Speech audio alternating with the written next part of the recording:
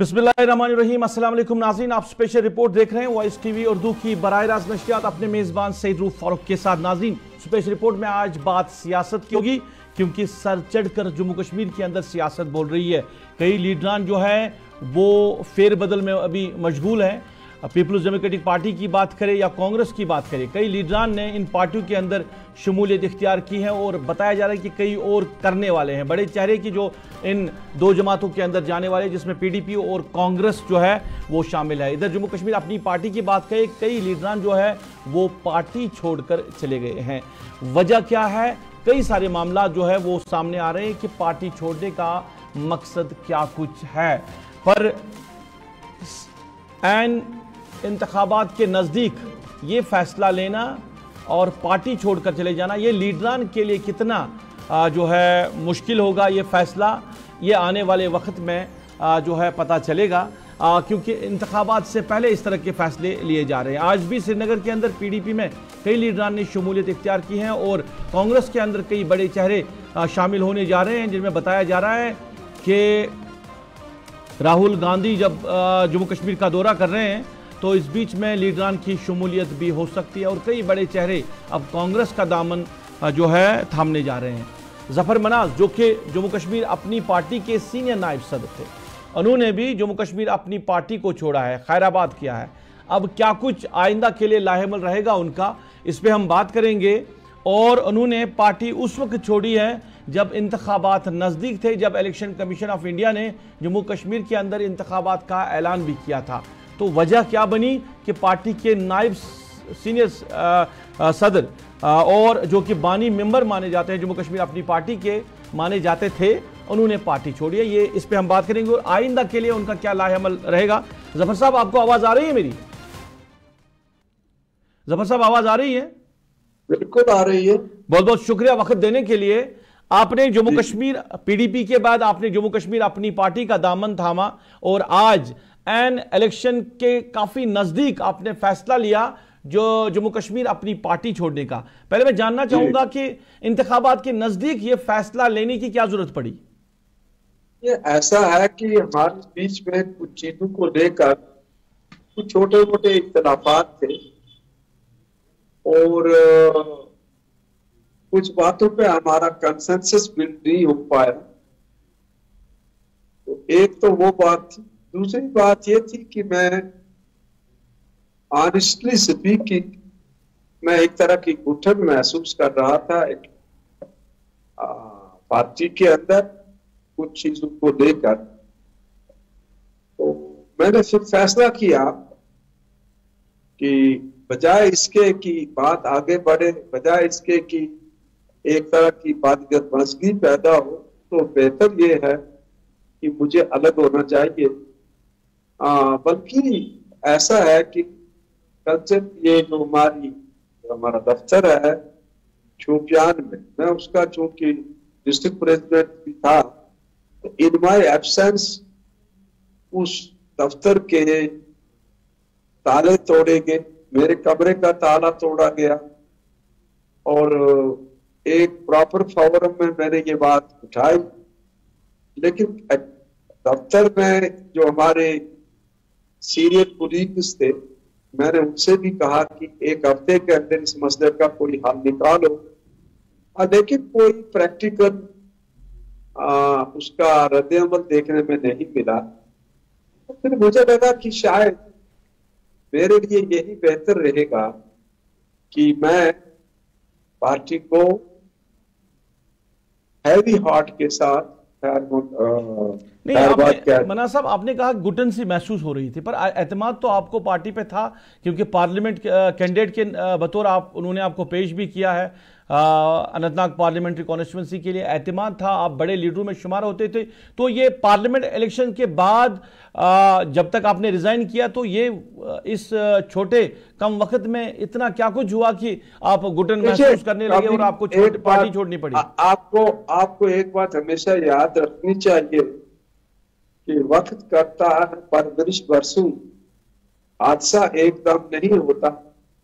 Basically हमारे बीच में कई मुद्दों को लेकर पहले से भी कुछ चीजें जो थी उनको लेकर शायद हम एक पेज पर नहीं थे।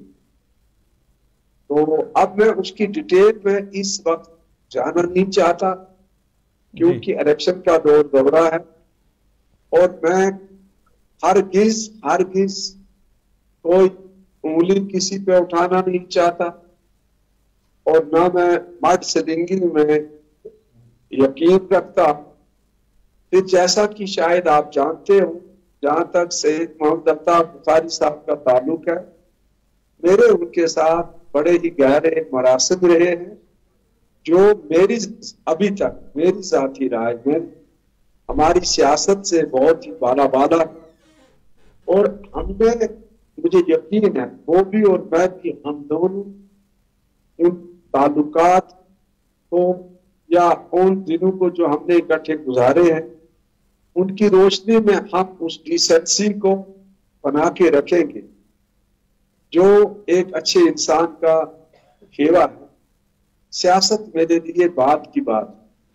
चलिए आपने खुद कहा कि दूसरी बात पर एक पूरी बात सुन लीजिए। जी। दूसरी बात यह है कि जो मेरे लिए मेरी पार्टी से पहले या मेरी अपनी सियासत के हवाले से मेरी जात से ज्यादा मेरे लिए अहम मेरे लोग हैं, तो मेरे लोगों का ये ख्याल था कि हमें आप अपनी पार्टी के मैंडेट से इलेक्शन नहीं लड़ना चाहिए। तो मैं कल भी गया था शोपियां, वहां एक अच्छा खासा छोटा मोटा जलसा भी हुआ, तो मुझे 1% लोगों ने भी इस बात की राय नहीं दी कि मैं अपनी पार्टी के मैंडेट पे इलेक्शन लड़ूं। बिल्कुल बिल्कुल। तो मेरा ये भी इरादा था, मैं आपको दिल की बात कहूं कि मैंने पार्टी से कहा था कि मैं इलेक्शन शायद नहीं लड़ूंगा, लेकिन होना यह चाहिए था कि पार्टी उसके बाद मुझे एहतियात में देकर मेरे साथ मशवरा करके कैंडिडेट को सामने लाते, लेकिन उन्होंने मुझे बाईपास किया हर तरीके से। तो मैंने मुनासिब समझा कि उलझने से बेहतर है कि मैं अपनी राह। बिल्कुल बिल्कुल। मना साहब, जो भी लीडर चला गया वो यही कह रहे कि शायद लोगों ने उनको कहा कि अपने वोटर ने कहा कि आप अपनी पार्टी की टिकट पर न लड़े, क्योंकि कई मामलात की बात की जा रही, जैसे आप जिस तरह इशारा कर रहे। पर अब क्या कुछ है, क्योंकि जफर मनहास को कई और पार्टियों के साथ जोड़ा जा रहा है। आप निकले थे तो कांग्रेस के साथ आपकी बात कही गई कि कांग्रेस के साथ जोड़ा गया आपको। यह भी खबरें आ रही है कि आप आजाद के बतौर आजाद उम्मीदवार भी मैदान में आना चाहते हैं, तो क्या कुछ फैसला लिया गया है? मैंने अपनी पोजीशन का एक से ज्यादा बार क्लियर की है। ये जो लोग अफवाहें फैलाते हैं या लोग झूठ बोलते हैं या मीडिया स्पेकुलेशन करता है, अब उस पर तो मैं उन पर कदम नहीं लगा सकता, लेकिन ना मैंने कभी नेशनल कॉन्फ्रेंस की क़यादत की तरफ रुजू किया, ना मैंने पीडीपी की क़यादत की तरफ कभी रुजू किया है, ना किसी दूसरी पार्टी के दरवाजा मैंने खटखटाया है। मैं कल तक अपनी पार्टी में था और मैंने डे बिफोर यस्टरडे जो हमारी पॉलिटिकल अफेयर्स कमेटी की मीटिंग थी, मैंने उसमें भी पूरी सिंसियरली हिस्सा लिया।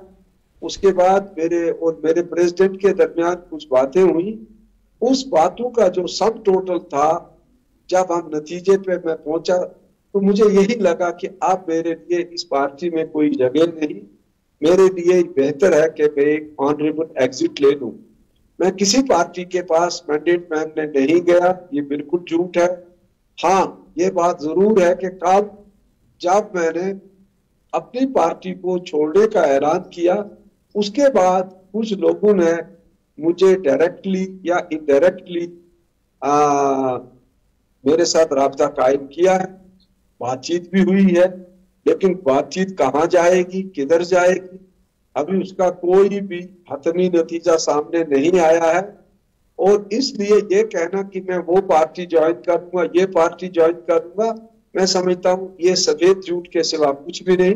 फिलहाल ये बात तय है कि मैंने अपने वर्कर्स के पुरजोर इसरार पर, उनके दबाव के तहत एक बार फिर से इलेक्शन लड़ने का फैसला किया है। और जरूरी नहीं कि मैं किसी पार्टी के मैंडेट पर लड़ूं, ये भी हो सकता है कि मैं आजाद उम्मीदवार के तौर पे अपनी किस्मत। बिल्कुल बिल्कुल। मना साहब, पर जब अपनी पार्टी के लीडरान से बात करते हैं वो कह रहे हैं कि जो पार्टी के मामलात थे या पार्टी के मामला जो उनके हैं, जहां भी बात होती तो मनाज साहब कई डेफर भी करते थे उन मामलात को लेकर जो पॉलिसियां होती थी, तो इस वजह से ये इख्तिलाफ बढ़ने की वजह बनी। क्या क्या करते थे, मैंने सुना नहीं।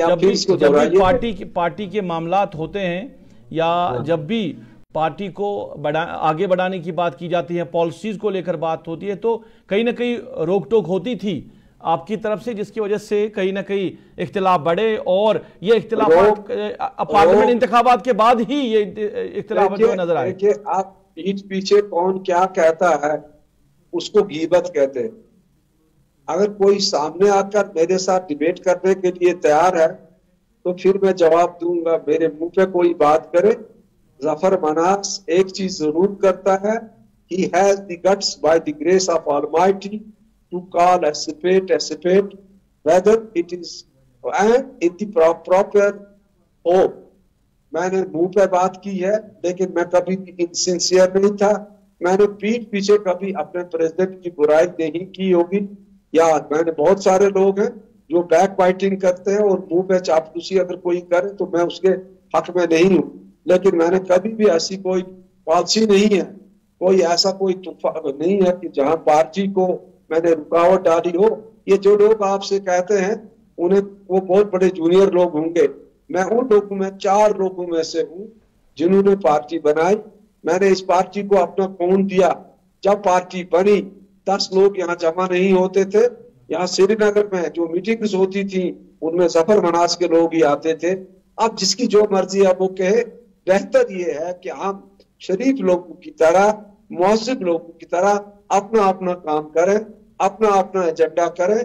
बाकी मैं तो वो वाहिद शख्स हूं जिसने बार बार ये कहा कि अमेरिका की तर्ज पे यहाँ भी स्टेज पे सभी लीडर्स को लाइए और बहस करें, अपना अपना नुक्ता नजर एक दूसरे के सामने रखें, एक दूसरे को गालियां न दें, एक दूसरे पर झूठे इल्जाम न लगाएं और एक दूसरे की किरदार पेशी या उसके जाती मामलात में दखल ना दे। मैं इसके लिए आज भी तैयार हूं और मैं आपके माध्यम से सभी पॉलिटिकल पार्टी से एक सवाल पूछता हूं।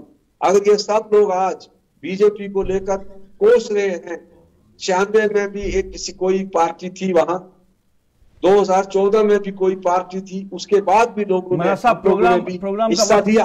मैं कहता हूं अगर इस पे हम डिटेल आपके साथ बात करेंगे। जी जी, ये जफर मनाज थे जो कि जम्मू कश्मीर अपनी पार्टी से जिनका ताल्लुक था, नायब सदर थे पार्टी के अंदर, पर अब उन्होंने राह इख्तियार कर ली है। और जिस तरह उन्होंने कहा कि वो किसी पार्टी के पास नहीं गए हैं, उनका किसी पार्टी के साथ कोई वाबस्ता नहीं है, बतौर आज़ाद उम्मीदवार फिलहाल वो उन्होंने सोचा कि वो मैदान में आएंगे। आगे क्या कुछ होगा वो भी उन्होंने कहा कि वो अल्लाह की मर्जी है, पर इख्तिलाफात की वजह उन्होंने बताई। उन्होंने कहा कि पार्टी के अंदर इख्तिलाफात थे जिसकी वजह से उन्होंने कहा कि उनका पार्टी से निकलना ही बेहतर है।